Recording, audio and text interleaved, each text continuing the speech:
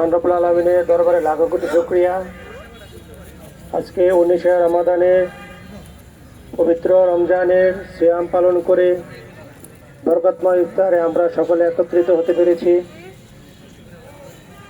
আমরা পবিত্র মাহে রমজানের পবিত্র রক্ষার্থে এবং প্রত্যেকটি আমল আমরা সুন্দরভাবে পালন করব।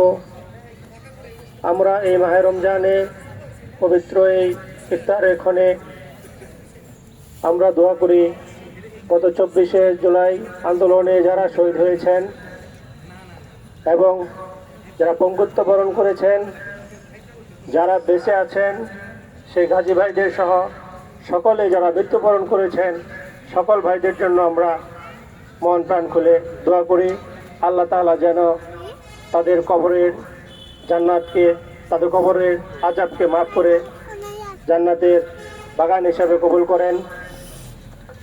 আমরা আজকে এখানে একত্রিত হয়েছি, উদ্দেশ্য শুধু আমাদের এখানে ইফতার করব, খাওয়া দাওয়া করব সেটা নয়। আমরা একত্রিত হয়েছি ইসলামী দ্বীনি আন্দোলনের প্রত্যেকটি কর্মী, ভাওয়ালগঞ্জ ইউনিয়নের সকল ইউনিট ওয়ার্ড থেকে আগত ভাইরা। আমাদেরকে একটি কথা মনে রাখতে হবে, এই রমজানের রোজার মধ্যে অনেক কিছু নিহিত রয়েছে।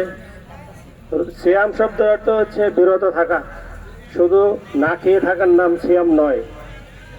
বিরত থাকা হচ্ছে প্রত্যেকটি খারাপ কাজ থেকে বিরত থাকা এবং রমাদানের প্রত্যেকটি নিয়ম কানুনও মেনে চলা।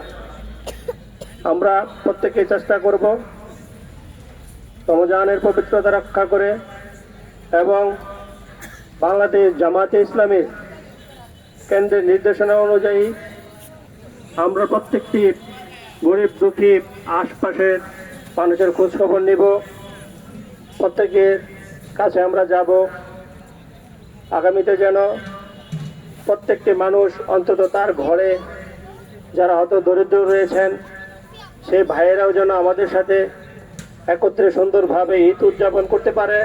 আমরা নিজেদের মধ্যে প্রতিবেশী যারা আছেন গরিব দুঃখীদের মধ্যে ভাগাভাগি করে সুন্দরভাবে যেন খুশির ঈদ উদযাপন করতে পারি।